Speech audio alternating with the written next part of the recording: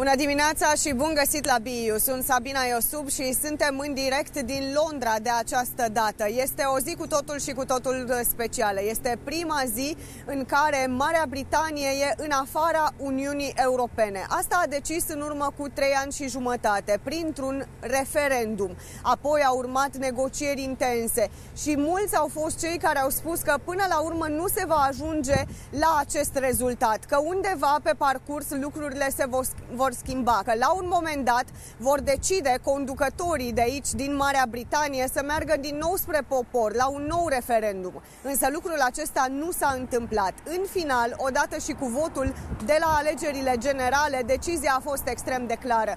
Ieșirea Marii Britanii din Uniunea Europeană s-a produs noaptea trecută la ora 0, ora Bruxellesului, ora 23, ora Marii Britanii. Au fost momente interesante aici în Londra și în Marea Britanie în general. De ce spun interesante? Pentru că pe de o parte am văzut bucuria celor care de la bun început au susținut ieșirea Marii Britanii din Uniunea Europeană. Foarte aproape de locul din care transmitem în acest moment au fost strigăte ca la revelion, să spunem. S-au bucurat cu șampanie în stradă, au fluturat steagul Marii Britanii. Toți cei care au spus de astăzi, suntem independenți de astăzi, facem doar ceea ce vrem noi, nu ni se mai dictează de la Bruxelles ce drum să urmăm. Pe de altă parte, în Oxford, de exemplu, au fost oameni care au comemorat acest moment, regretă despărțirea de Uniunea Europeană și speră că la un moment dat poate se vor întoarce. Ce se întâmplă cu românii aflați aici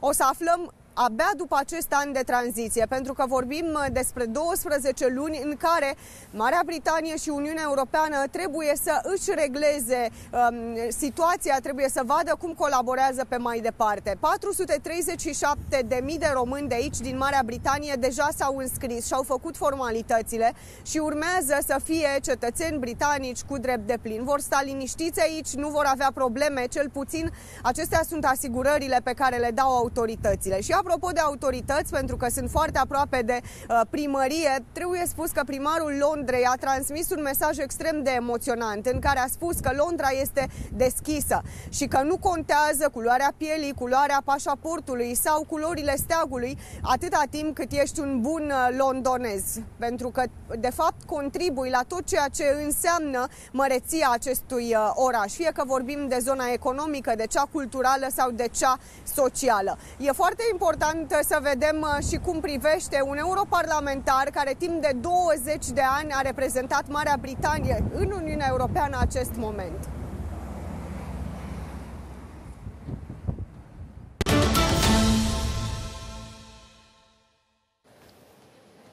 Vă spun bun găsit din Strasbourg. Today, here with me in the European Parliament in Strasbourg is Claude Moraes. Thank you so much for your presence, Claude Moraes. When recording this discussion, the United Kingdom is member of the European Union, but when broadcasting it on 1st of February, it will be outside the European Union. What's your feeling after 20 years of being here in the European Parliament? Well, for many years, Sabina, I've been talking to you as a member of the European Parliament, and it's a very strange feeling to think that a big country like the United Kingdom is leaving and has left. It's not something I really thought maybe towards the end would happen, because, as you know, there were many political developments, but ups and downs. Yeah. Ups and downs. So towards the end, there was even the possibility that it may not happen, that it may go on into a kind of another referendum and so on. But in the end, it's happened, and the feeling is a really strange one, because it's not like you're leaving as a politician. I mean, your whole country is leaving. So it's a more existential, a bigger crisis in a way, and it's something that I think the effect of it will not be felt until a few years. So we're leaving, we're in a transition period, so it's a crazy situation where the MEPs are leaving, our commissioner is leaving, but we're still benefiting from being in the EU, so the economics are the same. So I think a year or two from now, when we are fully outside the EU, then British people will really feel it, because at the border they will be third country. nationals. They will feel an economic change because we won't be in the single market. And I think the European Union will have to negotiate in such a way that there has to be a difference for us. Otherwise, if everything is the same, then anyone would want to leave the European Union and have special treatment. So I think 2 years from now, things will be tangible, things will feel different. But for the time being, I think you will see a year where people don't see things like MEPs or the Commissioner, but they might even see some positives. For example, some investment might come back, which has been held back. And people will say, well, Brexit was not so bad, or it was, because we're still in the European Union. But I think if you really look at the British economy, you're seeing many bits of damage. You see it with our exchange rate, you see the pound is very weak. So the effects will happen.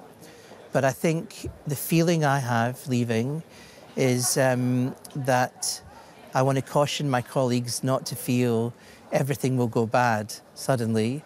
I think it will be a process because a big country has never left the European, nobody has ever left the European Union, so we have to wait and see. But I do think in 2 or 3 years' time we'll see the disadvantages of having left. Is it possible to, I don't know, come back in a few years when actually feeling what the disadvantages are? Yeah, I think a country like the United Kingdom, and many Romanians who have lived or worked in the UK, there have been many have family connections and professional connections to the UK. They know that the UK is a strange relationship with the European Union. The UK is not just Eurosceptic. Other countries are Eurosceptic. Denmark is Eurosceptic. So many Italians are becoming Eurosceptic. Many people in your own country may not like the European Union, but in Britain it was a particular problem.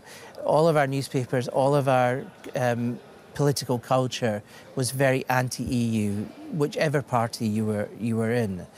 And I think the problem with that was that it was very hard to say anything about the EU.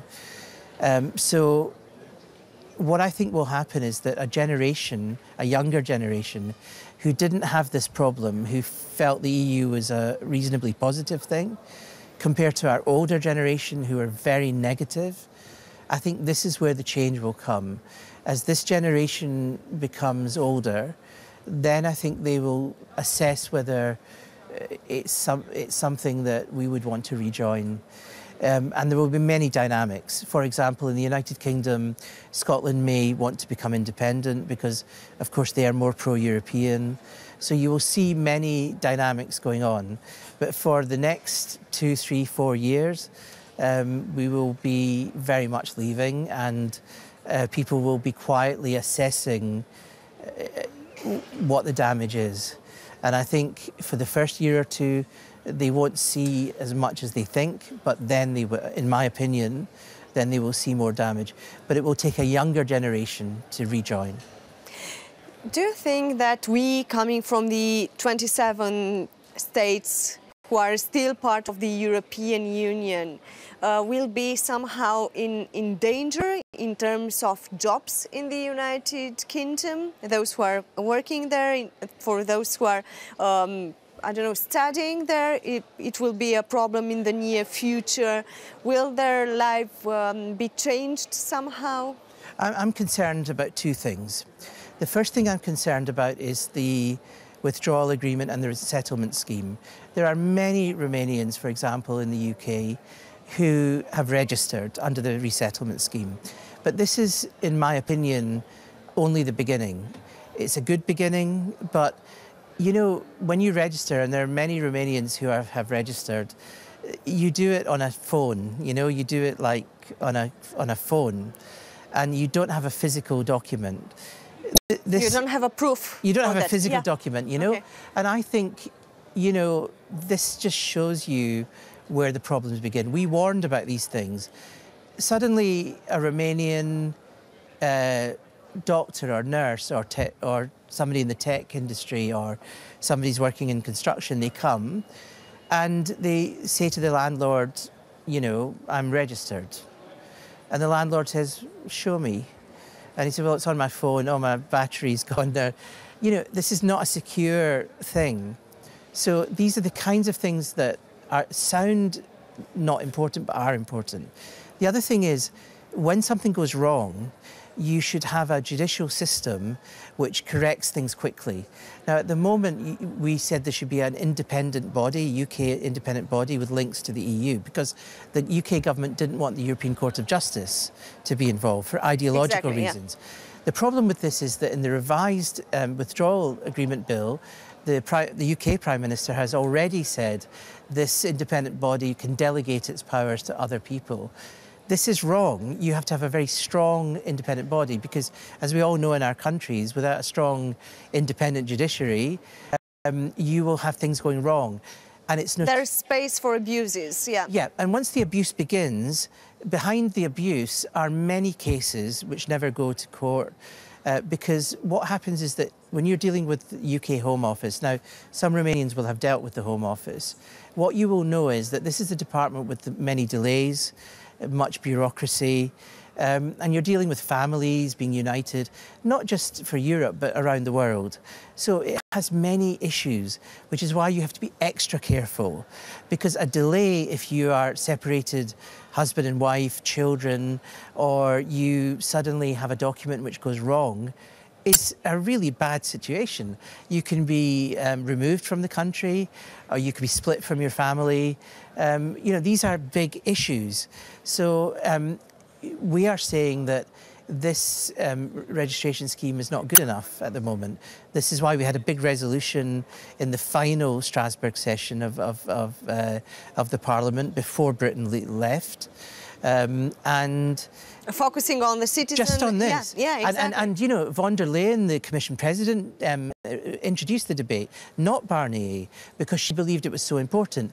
When she came to London, von der Leyen, she was asked only about this issue, because this issue is the human issue, but it's also very symbolic. You know, if you ask Romanians who have worked in London, they may say, and I've spoken to many, they may say, well, it's no problem. I worked there, I'm going to work again, life is fine.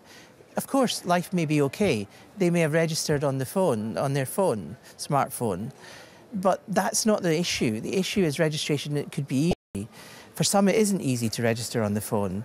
But once you've registered, you have to be secure, because the problem with immigration and nationality law is that if you're not a citizen of a country and born in that country, then everything in your life is insecure. From your accommodation to your employment to your mobility. You go on holiday, you come back, suddenly your heart is beating. That's not a correct system. So this is why we've been very insistent that the government must do this. Now, when we leave, remember, the UK government doesn't have an incentive to say to Romanian citizens in the UK, we will take care of you. I mean, they're not voting. They are, in a way, on the outside. So this is why, you know, this needs to be sorted out very quickly. And I think it's one of my concerns. The other big concern is time. In time, how does Britain as a country value the people from Romania, people who have contributed so much to the UK, businesses, employment, skills in our National Health Service, construction, all the jobs that have been done by Romanians who have come. Because sometimes the newspapers and the tone of the debate has been so negative, but the economic benefit is clear. It's been huge of migration from Romania and of other countries. So we have to understand that in time, will the ideological debate damage the community? So will there be more and more kind of deterrence? We don't want those people. Or will the country, United Kingdom, realise the value of Romanian migration and adjust its national policies to make life easier? It could happen, you know. But at the moment, we're in a phase of bureaucracy, difficulty and uncertainty. And I don't think this is helping for, you know, a Romanian worker or family in the UK. They can register and they should feel reasonably secure. But the government in the UK is saying, you're fine forever. But this is not a guarantee they can give until they improve their systems. To be fair, the withdrawal agreement and the registration scheme is okay. It's good, it's a good first step. But I think we need to do more to ensure that people feel secure for the long term, particularly if you want to live in the UK for a good long period.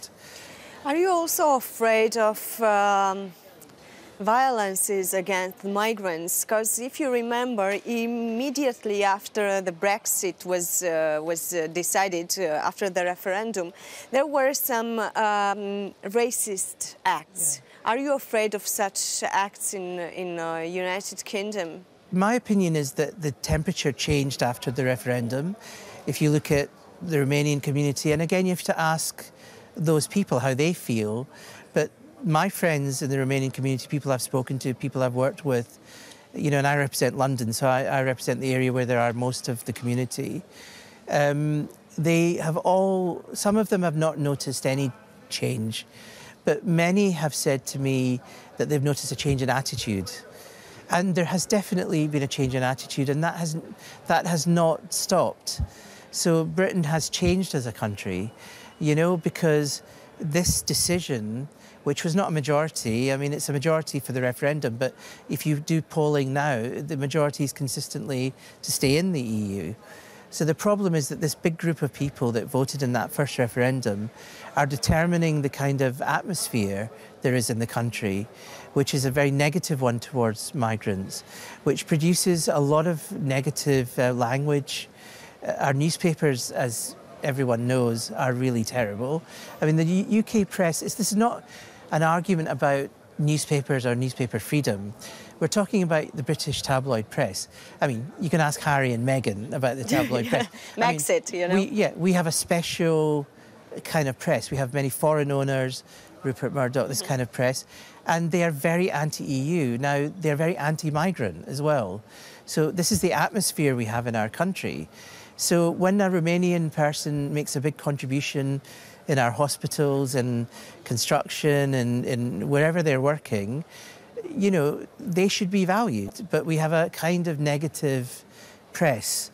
I think that's got worse. I don't think it's getting better. I hope that in years to come it stabilises. Why do I say that? Because I think in years to come we will need the migration. So I'm hoping Britain as a third country outside the EU will learn to value those people and not just have this like blanket thing of we didn't like EU migrants, which I find very offensive. So I'm hoping that things will get better. But, you know, it's not been a nice period. But I should emphasise that some Romanians who are even watching this, who have been in Britain, may have not seen any difference. They may feel life is fine. So I don't want to speak. Hope. Yeah. I don't want to speak for them, but I do represent a lot of people, and I do have many friends who I've spoken to who have noticed the change. In the end, what's your message for the Romanians who are watching you right now? Well, I think Romanians, because I think there are so many talented, hard-working, good people in Romania who have come to Britain, who have made their lives, who have contributed to the UK. And I think that they should not fear the future. They should please continue to do that. They should make their homes in the UK, but they should be careful.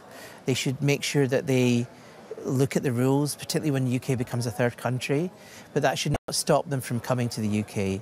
And I hope that in years to come the UK changes its direction, but I really hope Britain would be a worse country without migration, and I hope that we don't see too many people from Romania going back.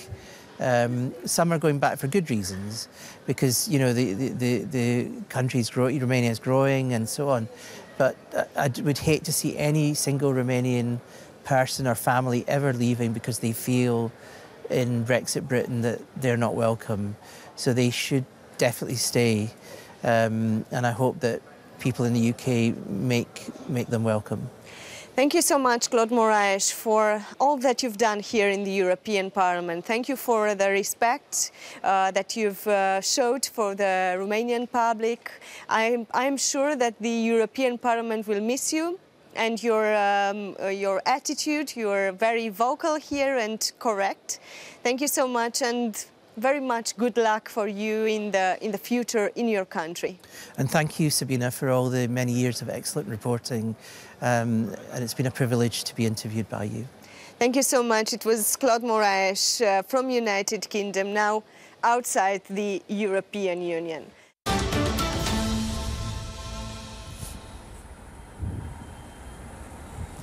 Suntem din nou în direct din Londra. Discuția cu Claude Moraes a avut loc în Parlamentul European. Acum el nu mai este europarlamentar, așa cum nu mai este de fapt niciun britanic, începând de noaptea trecută așadar. Noi, în România, am câștigat cu această ocazie un europarlamentar în plus și suntem ceva mai puternici la nivelul Uniunii. Sigur, va trebui să și arătăm lucrul acesta. În rest, în acest moment, practic nimic nu s-a schimbat. Viața de zi cu zi a britanicilor sau a românilor care sunt aici în Marea Britanie nu suferă în niciun fel. E un an de tranziție, un an în care trebuie reglate relațiile, vă spuneam, un an în care să sperăm că România va ști să își apere foarte bine cetățenii și că va colabora foarte bine cu oficialii de aici din Marea Britanie. Uniunea Europeană este mai săracă din toate punctele de vedere. După mai bine de 45 de ani, 47 mai exact, Marea Britanie a decis să părăsească Uniunea.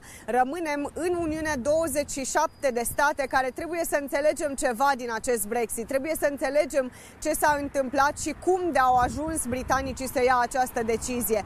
Se vorbește despre o nouă Europa, o nouă Uniune Europeană care trebuie reconstruită. În ce fel, care sunt căile de urmat, trebuie să aflăm cu toții în perioada următoare. Deja sunt foarte multe planuri făcute pentru reconstrucția Europei. Vom vedea dacă ele funcționează. Cert este un lucru, că noi în România suntem foarte mândri de apartenența la Uniunea Europeană și că ne dorim foarte mult ca această structură să funcționeze și noi să învățăm să beneficiem mai mult din acest lucru.